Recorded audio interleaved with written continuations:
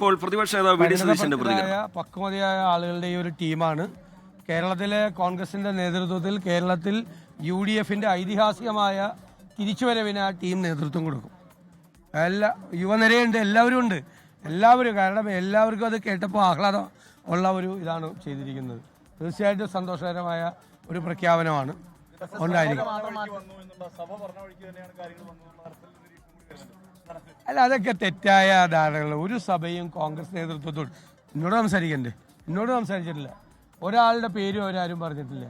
കോൺഗ്രസ് ആണ് ആലോചിച്ച്. ഞങ്ങൾ നല്ല സോഷ്യൽ ബാലൻസ് കൊടുക്കുന്നതാണ്. എല്ലാ സമൂഹങ്ങളിലും കോൺഗ്രസുമായിട്ട് ബന്ധമുള്ള ആളുകളുണ്ട്.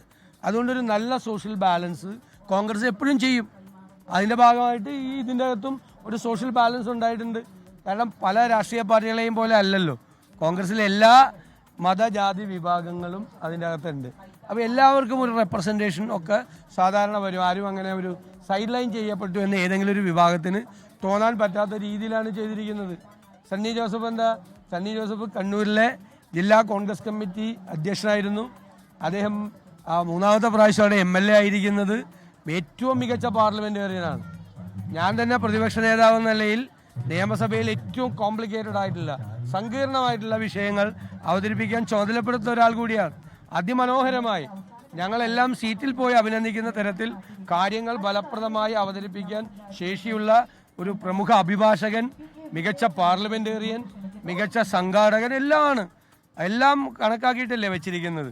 അല്ലാതെ അവരുടെയൊക്കെ വ്യക്തിപരമായിട്ടുള്ള അവരുടെയൊക്കെ സംഭാവനകളെ വേറെ ഏതെങ്കിലും കാര്യങ്ങൾ പറഞ്ഞ് നിസ്സാരവൽക്കരിക്കാൻ നമുക്ക് പറ്റുമോ? അത്രയും വലിയ കോൺട്രിബ്യൂഷൻ അവരുടെ ഭാഗത്തു നിന്നുണ്ട്. സംശയം എന്താ? വലിയ ചർച്ചയായിട്ടുണ്ടായിരുന്നത് ആന്റോ ആന്റണിയുടെ പേരായിരുന്നു. പിന്നെ അതിൽ എങ്ങനെയാണ്? അല്ലാതെ നിങ്ങളല്ലേ ചർച്ച ചെയ്തത്? ഞങ്ങൾ ആരോടും പറഞ്ഞില്ലല്ലോ.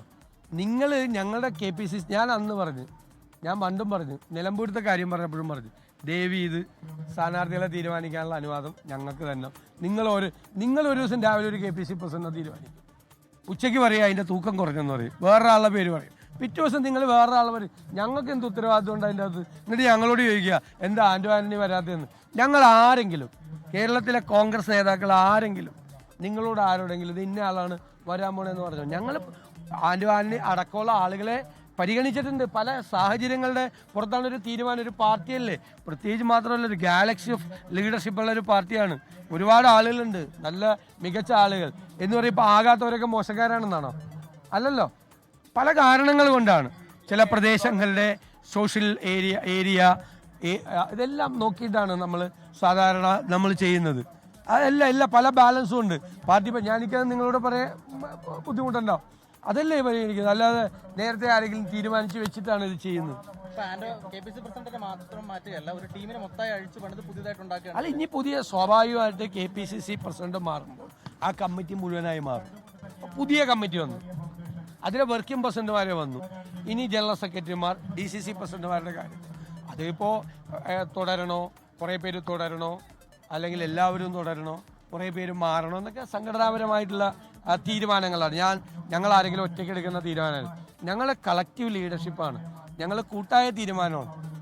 എല്ലാവരും പരസ്പരം ആലോചിച്ചിട്ടുണ്ട്. മാത്രമല്ല അഖിലേന്ത്യാ കോൺഗ്രസ് നേതൃത്വം കേരളത്തിലെ പ്രമുഖരായ നേതാക്കളെ എല്ലാവരോടും കൂടിയാലോചിച്ചതിന് ശേഷമാണ് ഇങ്ങനൊരു തീരുമാനം പ്രഖ്യാപിച്ചിരിക്കുന്നത്.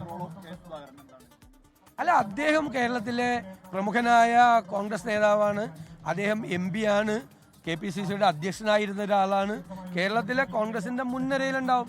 ഇപ്പോൾ VM സുധീരനും മുല്ലപ്പള്ളി രാമചന്ദ്രനും K മുരളീധരനൊക്കെ കേരളത്തിലെ കോൺഗ്രസിലില്ല. അവർ പ്രസിഡന്റാണോ അല്ലേ എന്നുള്ളല്ലോ. അവരെ ഞങ്ങളെല്ലാം പ്രസിഡന്റായിരുന്ന കാലത്ത് ആദരിച്ച പോലെയാണ് ഞങ്ങളെല്ലാവരും ആദരിക്കുന്നത്. എല്ലാ കാര്യവും അവരുമായിട്ട് കൂടിയാലോചന നടത്തും. അതുപോലെയാണ് സുധാകരേട്ടൻ വളരെ സജീവമായി അദ്ദേഹത്തിനെ കൊണ്ട് ചെയ്യാൻ പറ്റാവുന്ന രീതിയിൽ ശരി. കോൺഗ്രസിൽ നേതൃമാറ്റം സാധ്യമായിരിക്കുന്നു.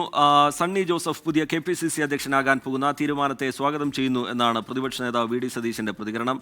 അദ്ദേഹം സംഘാടന മികവുള്ള ആളാണ്, പാർട്ടിയെ താഴെത്തട്ടിൽ ചലിപ്പിക്കാൻ കഴിയുന്ന ആളാണ് എന്നുകൂടി പ്രതിപക്ഷ നേതാവ് വി ഡി സതീശൻ വിശദീകരിക്കുകയാണ്.